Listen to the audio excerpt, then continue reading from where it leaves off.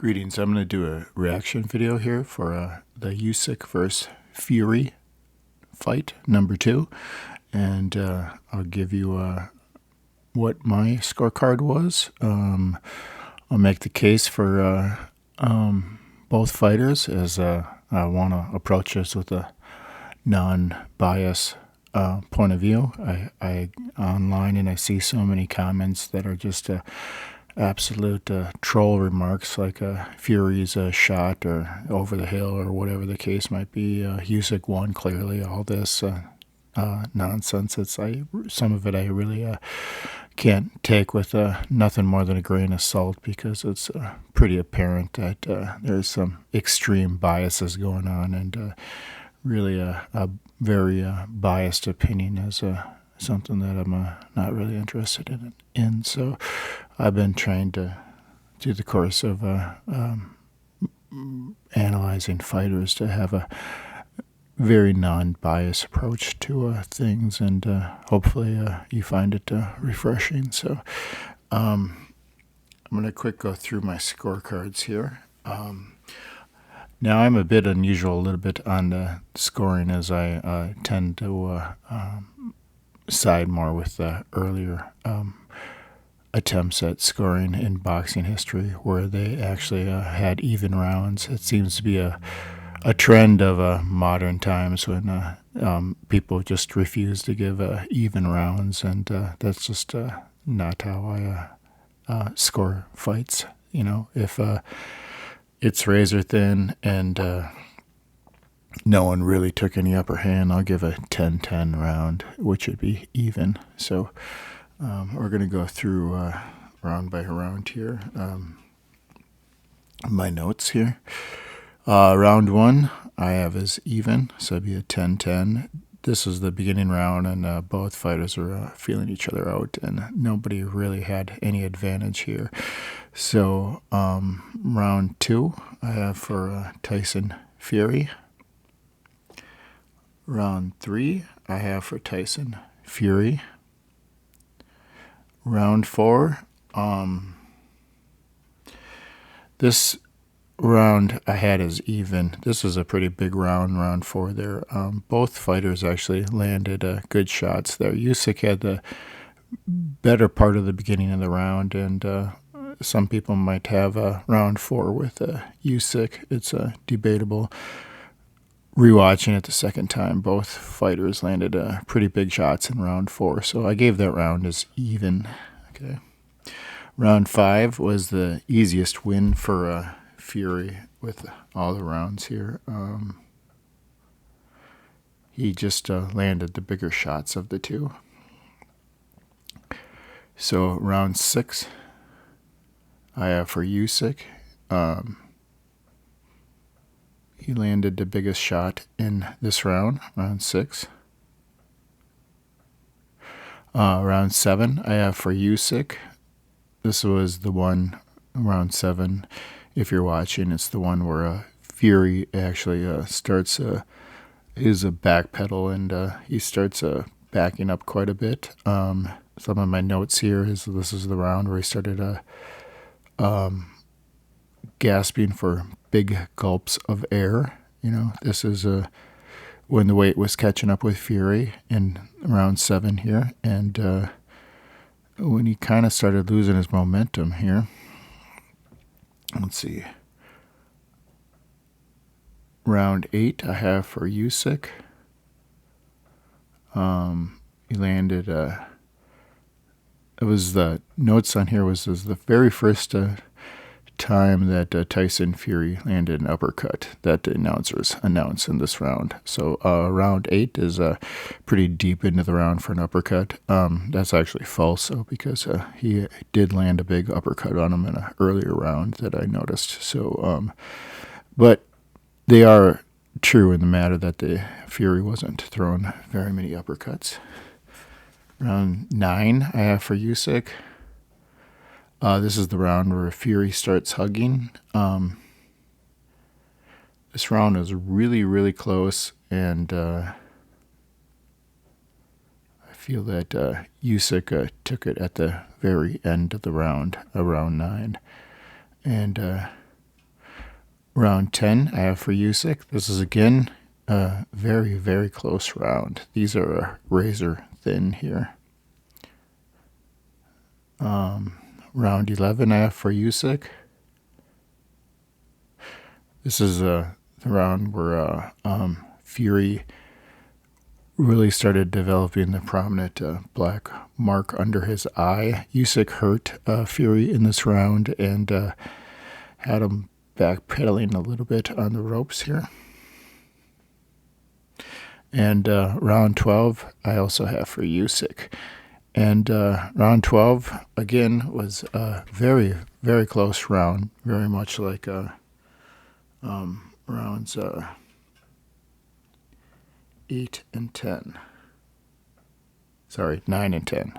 Very much like rounds 9 and 10. They were the close rounds. So at the end here, my scorecard here was 117 Usyk and 113 for Fury. Now, I as much as my scorecard sort of is coming out pretty similar to the judges, we're going to make a case here for the fact that it could be a draw here, and I'm going to explain how actual close this fight really was here.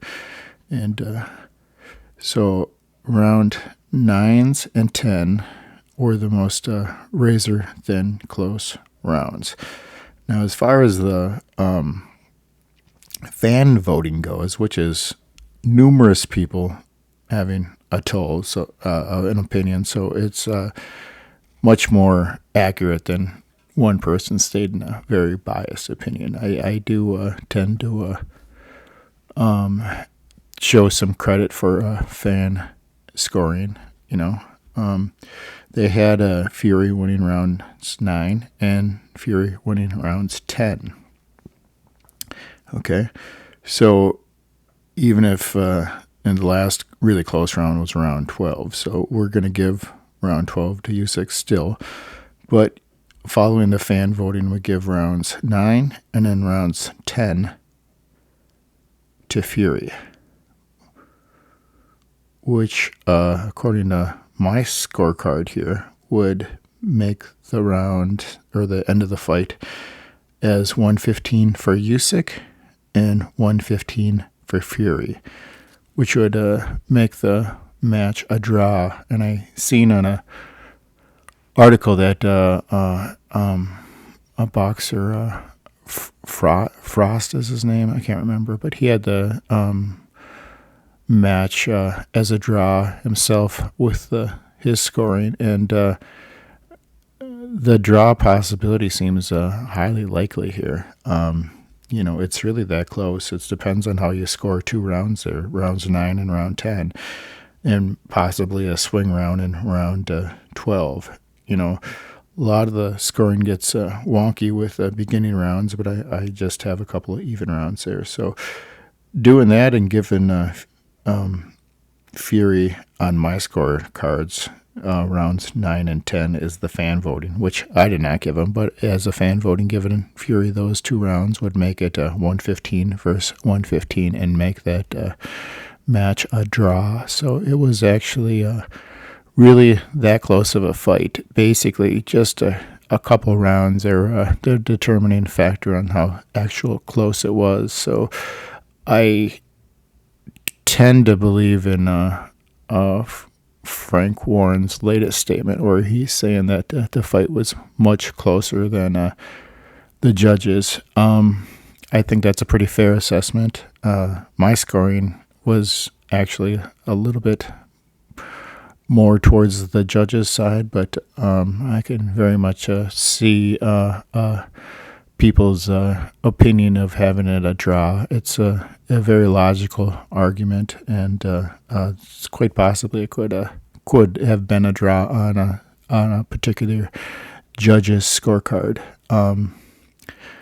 Anthony Joshua had his scoring throughout there. I kind of didn't really like it that much. I didn't agree with a lot of what his scoring was. It was different than mine, and I do think that the case could have been made that it could have ended as a draw. It's quite possible if you're trying to look at it from a non-biased perspective. Now I would like to take the time here to do where I think both fighters will go and kind of where I'd like to see them go. So with their next fights.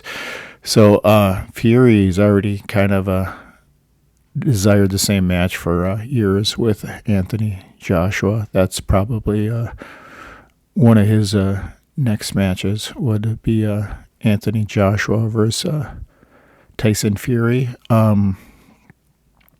My dream matchup for Tyson Fury would be pretty easy. It would be a Zhang. I would like to see a Fury and Zhang fight. I think that would be an awesome fireworks show. I think both of them would be landing huge blows, and that would be my dream matchup for Fury. Would be Zhang versus Fury. And as far as Usyk goes, so Usyk is after he won, he kind of got stalked in the ring, kind of unceremoniously by Daniel Dubois. So we assume that Usyk will probably face the winner of the February 22nd next super fight with Daniel Dubois versus Joseph Parker. And in that particular fight, I actually think that Parker would be the favorite. I think Parker will win that match. I don't think that we should overrate Dubois because of his victory over Anthony Joshua. Anthony Joshua just seems to have some of these off nights, and I think that Dubois is custom made for big slugging type of fighters, and I think his kryptonite would be Dubois' kryptonite would be a boxer type of a smooth boxer type of a fighter like Usyk. You know, Usyk just pretty systematically broke down Dubois, and I don't think that Parker will have that much trouble either. I think Parker will systematically break down Dubois. I do have a high opinion of Daniel Dubois. I think he's a good fighter, but I just don't think that he's in the same class as Joseph Parker.